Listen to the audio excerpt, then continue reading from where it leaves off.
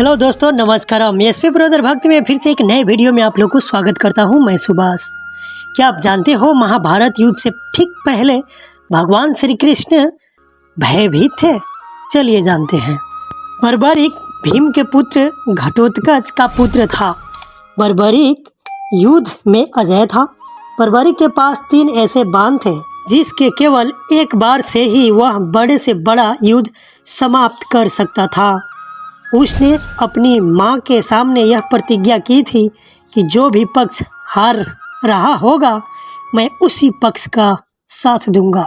जब यह बात श्री कृष्ण को पता चले तो उन्होंने सबसे पहले बर्बरी की परीक्षा लेने की निर्णय किया और वो बर्बरी के पास गए और उससे अपनी शक्ति दिखाने को कहा। उस समय वह लोग एक पेड़ के नीचे बैठे हुए थे। बर्बरिक ने कहा, हे भगवान, मैं एक तीर से इस पेड़ में जितने भी पत्ते हैं उन सभी को भेद दूंगा। बर्बरिक ने एक तीर निकालकर धनुष पर चढ़ाया और मंत्र पढ़ते हुए तीर चला दिया। तीर के पेड़ के सभी पत्तों को भेदना शुरू कर दिया। श्री कृष्ण जी ने बर्बरिक की परीक्षा लेने के लिए पेड़ का एक पत्ता तोड़कर अपने पैर के नीचे दबा लिया।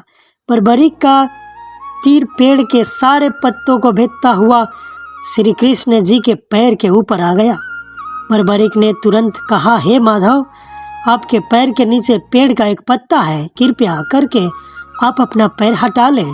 श्री कृष्ण जी ने पत्ते से अपना पैर हटा लिया और वह तीर पत्ते को भेद दिया। श्री कृष्ण जी बर्बरिक की शक्ति को समझ गए और इसी बात से भगवान श्री कृष्ण भयभीत थे।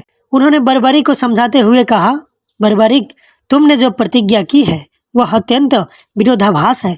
युद्ध में पराजित पक्ष का तुम साथ दोगे और दूसरे पक्ष को समाप्त कर दोगे।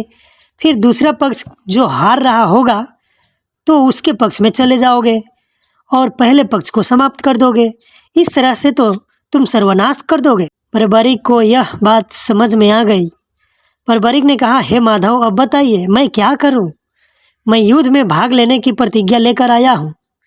श्री कृष्ण ने कहा, हे बर्बरिक, मुझे तुम्हारा वध करना होगा।